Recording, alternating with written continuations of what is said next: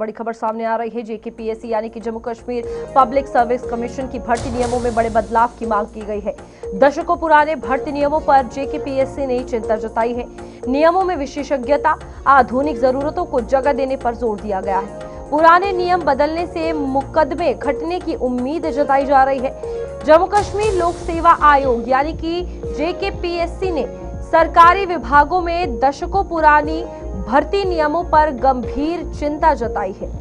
आयोग ने अपनी वार्षिक रिपोर्ट 2025-26 में इन नियमों को पुराना, अप्रासंगिक और बदलते समय के लिहाज से अपर्याप्त बताया है। जेकेपीएससी के मुताबिक आज शासन व्यवस्था में शिक्षा, मेडिकल साइंस, कंप्यूटर साइंस और दूसरे उभरते क्षेत्रों के विशेषज्ञों की जरूरत बढ़ रही है। ऐसे में भर्ती नियमों में विशेषज्ञता और नए क्षेत्रों को उचित जगह मिलनी चाहिए। आयोग ने कहा है कि नियमों में बदलाव से भर्ती और प्रमोशन में स्पष्टता आएगी और सेवा संबंधी मुकदमों में भी कमी हो सकती है।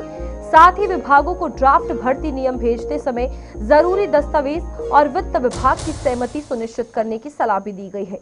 जेकेपीएससी ने पहले से मंजूर नियमों को जल्द अधिसूचित करने की भी मांग कर ली है और हो सकता है इस पर अब जल्द कोई फैसला लिया जाए। फिलहाल यहाँ पर अब नियमों में विशेषज्ञता, आधुनिक जरूरतों पर बल जो है वो दिया गया है। पुराने नियम बदलने की उम्मीद जो है वो लगाई गई है और ये कहा जा रहा है कि अगर नियमों में बदलाव होता है तो कहीं ना कहीं जो मुकदमे पुराने कई ज्यादा देखने को मिल रहे हैं उनमें कमी आएगी। और फिलहाल यहाँ पर इसको लेकर तमाम चर्चाएं करेंगे। हमारे साथ वरिष्ठ पत्रकार विनोद कुमार जुड़ चुके हैं। विनोद जी, सवाल यही है कि ये चिंता जो जताई गई है, कितनी जरूरत थी इस पर और अगर चेंज होता है तो क्या कुछ चेंजेस और होंगे? देखिए, पब्लिक सर्विस कमीशन की जो एनुअल रिपोर्ट है 2025 और 26 में उन्होंने कहा है कि जो पुराने नियम हैं समय के साथ उनमें बदलाव की आवश्यकता है। अब देखिए, साइंस एंड टेक्नोलॉजी कितनी ब्रॉडर हो चुकी है, आर्टिफिशियल इंटेलिजेंस है, बहुत सारे ऐसे सब्जेक्ट हैं जो पिछले पुराने नियमों में सेट नहीं बैठते हैं। और बड़ी बात यह है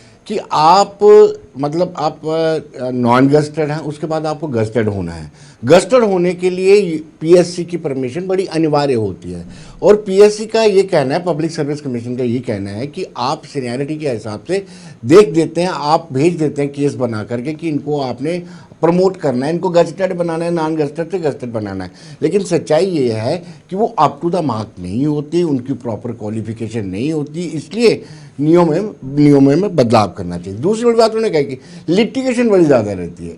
एक प्रमोट हो गया, उससे नीचे वाला रह गया या ऊपर वाला रह गया, तुरंत वो चला जाता है कोर्ट में। फिर कोर्ट में लिटिगेशन चलती रहती है जिसमें काफ़ी समय भी लगता है और पब्लिक सर्विस कमीशन और डिपार्टमेंट का पैसा भी लगता है। यहाँ पर अगर बात की जाए नेशनल लेवल पर, जैसे यूपीएससी हो गई, एक बड़ी ऑर्गेनाइजेशन है, पॉलिसी वाइज काम करती है, कितना ज़्यादा ज़रूरी है कि अब जेकेपीएससी भी वैसी ही चीज़ें अडॉप्ट करे, वैसी ही पॉलिसीज अडॉप्ट करे ताकि ये परेशानियाँ ना हो?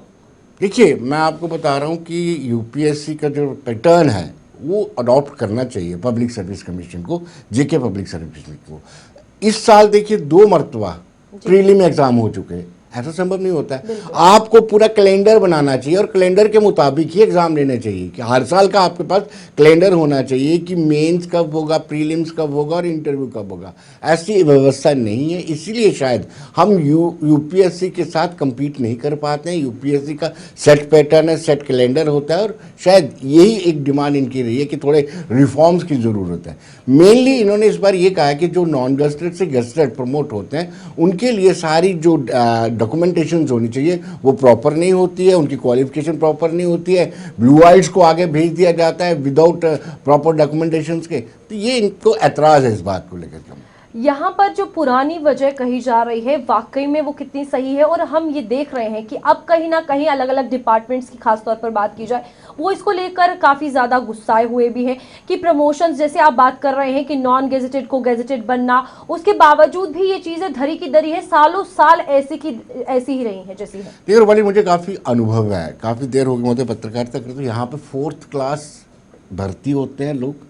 ये JNK की बात कर रहा हूँ मैं, 4th क्लास भर्ती होते हैं और IAS इंडक्ट होकर के, यानी IAS बन करके वो रिटायर्ड होते हैं। तो आप अंदाज़ा लगा लीजिए कि क्यों 4th क्लास से वो गजेटेड कैसे बनते हैं, गजेटेड से फिर वो कितनी देर बाद IAS में इंडक्ट होता है। तो कहीं ना कहीं इन चीज़ों को दूर और दुरुस्त करने की ज़रूरत है। मुझे लगता है कि जो एनुअल रिपोर्ट जेके पब्लिक सर्विस कमीशन की है उस पर गौर करने की ज़रूरत है। अब ये कितना पीक टाइम है कि एक बार अगर ये चीज हाईलाइट हो रही है तो सिर्फ यहाँ तक लिमिटेड ना रह जाए, आगे भी ये टाइम टू टाइम अपडेट हो, ताकि जो युवा रोजगार की बात करते हैं या फिर प्रमोशंस की बात होती है, नौकरी को लेकर बात करती है, उसमें भी एक मेजर चेंज जम्मू कश्मीर में देखने को मिलेगा। देखिए मेजर चेंज आई है, इसमें कोई दो राय नहीं है। हमारा यानी यूनियन पब्लिक सर्विस कमीशन और जेके पब्लिक सर्विस कमीशन के जो केएस या यूपीएससी के एग्जाम होते हैं उसमें काफ़ी समानताएं आई हैं, और पेपर कंडक्ट करने का भी सिस्टम एक ही जगह गलत आता है कि इनका कैलेंडर नहीं है। जेके पब्लिक सर्विस कमीशन का कैलेंडर नहीं है, यूपीएससी का बाकायदा कैलेंडर होता है, उस मुताबिक करते हैं।